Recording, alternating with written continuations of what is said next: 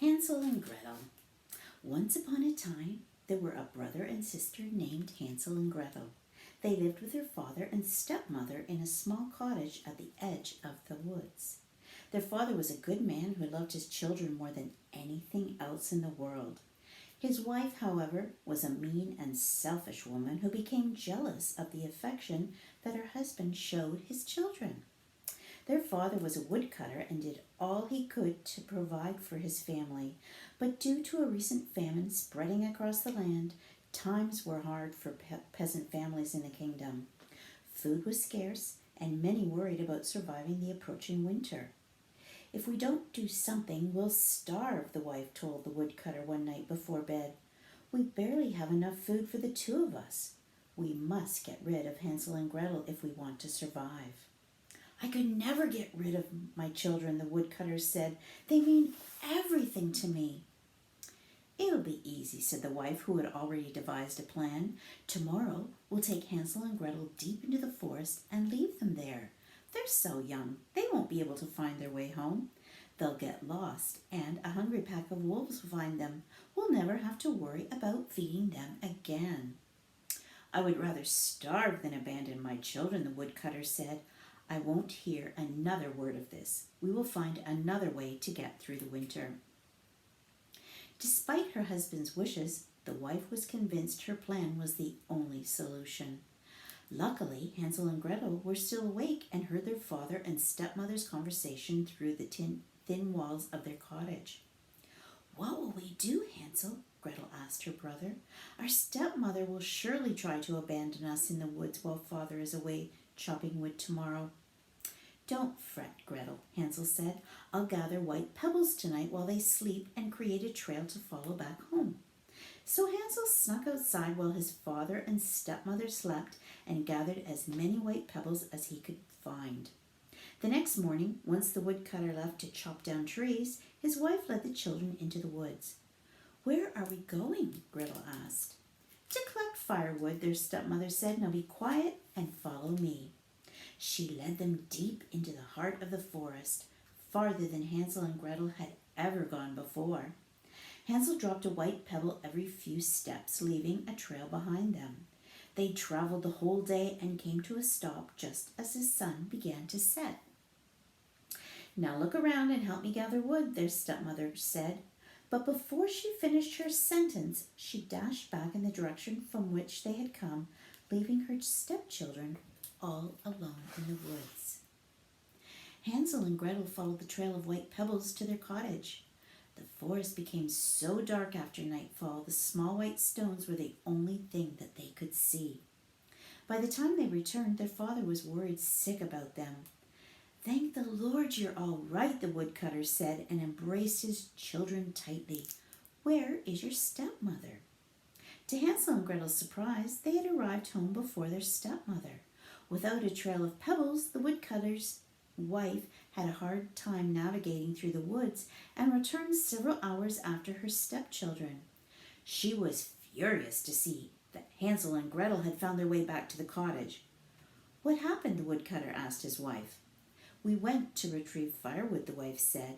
I turned my back for 1 minute and they were gone. I pray it doesn't happen again, the woodcutter said. Don't worry, it won't, the wife said and glared at her stepchildren when her husband wasn't looking. That night, the wife locked Hansel and Gretel in their room so they couldn't sneak out to collect any more white pebbles. Oh, Hansel, what are we to do now? Gretel asked her brother. Our stepmother will surely try to abandon us again tomorrow. Don't fret, Gretel, Hansel said. Tomorrow morning at breakfast, we'll save our crusts of bread and use breadcrumbs to make a trail. Just as predicted. As soon as their father left the next morning, their stepmother led Hansel and Gretel back into the woods. They walked even longer this time, traveling farther into the woods than ever before. Hansel left crumbs behind them as they went and nearly ran out by the time that they stopped. Now gather up some wood, their stepmother said. Once again, she dashed back toward the cottage and left Hansel and Gretel all alone in the woods. It was so late that Hansel and Gretel decided to sleep in the woods and wait for morning to follow the breadcrumbs home. Unfortunately, By the time they awoke, the morning birds had eaten all the breadcrumbs they'd left behind. Hansel and Gretel walked through the woods in what they hoped was the right direction, but there were so many trees it was impossible to tell. They walked for hours and hours, never finding a familiar part of the forest. They finally found a friendly white bird and followed it through the woods, hoping it might lead them home. The longer they followed the bird, the more a wonderful aroma filled the air. It was a sweet smell, as if something delicious was baking in an oven nearby. Hansel and Gretel came upon a clearing in the middle of the woods. They were delighted to see in the center of the clearing a house made entirely of food. It had gingerbread walls, a fence made of candy canes, and a garden of gumdrop shrubs. The roof was covered in frosting, and the windows were made of clear sugar panes. "I've never seen anything so delicious," Gretel exclaimed. She and her brother dashed toward the house and began eating it. They were so hungry and tired from their journey they didn't even think to ask the resident for permission. Suddenly, the door of the home opened and a kind-looking old woman stepped outside. "Who's there?" the old woman said. "What are you doing to my house?" "Please forgive us," Hansel said. "We were hungry and lost in the woods when we found your home." The old woman smiled at them, showing rotting teeth behind her wrinkled lips. "I didn't realize you were children," she said happily. "No need to apologize, my dear. I built a home out of food for children just like you. Please eat as much as you would like." Hansel and Gretel were certain the old woman must be an angel in disguise. They ate the candy cane fence and the gumdrop shrubs. They ate the sugar pane windows and licked all the frosting off the roof. By the time Hansel and Gretel were full, they'd eaten everything but the gingerbread walls. "Now come inside and rest, my dears," the old woman said. "There are more goodies and soft beds waiting for you." Hansel and Gretel eagerly did as the old woman requested, knowing they could use a rest after their journey through the woods. However, when they went inside, there were no goodies or beds to be found, only a large cage and an enormous oven. The old woman threw Hansel and Gretel in the cage and locked the door. She took off the mask of an old woman, and the children saw that the rest of her was as rotten as her teeth. She wasn't a sweet old woman at all, but an ugly old witch. "One of you shall be my dinner, and the other shall be my slave," the witch cackled. "That'll teach you not to wander the woods alone." The witch pulled Gretel out of the cage and handed her a broom. "Sweep the house, girl," the witch ordered. "I want a clean home before my meal." Not having much choice, Gretel swept the house until it was spotless. The witch lit a fire in the oven and then pulled Hansel out of the cage. "You shouldn't eat me yet," Hansel pleaded. "I'm too thin and frail to make a meal, but if you keep feeding me, soon I will make a feast." The witch scratched the hairs on her chin and thought it over. "That's an excellent idea," the witch said. "I shall keep feeding you until you outgrow the cage, and then you shall be my first meal of winter." For weeks and weeks, the witch forced Hansel to eat delicious sweets, while Gretel was forced to clean inside and outside the house. At the end of every day, the witch would peer into the cage and squint at Hansel. "Are you pleasantly plump yet?" the witch asked. Hansel assumed the witch must have bad vision. Otherwise, surely she could see that his clothes were much tighter than before, and he grew rounder every day. He quickly thought of a way to use the witch's failing eyes to save his life. "I'll make a decent bite, but not enough to serve your appetite," Hansel lied. The witch huffed and puffed, then ordered Gretel to cook her a rat stew for dinner. The next day, as Gretel was cleaning up leaves outside the house, she put a couple of sticks in her pocket. Later that night, she slid them into Hansel's cage just before the witch peered inside. "Are you reasonably round yet?" the witch asked.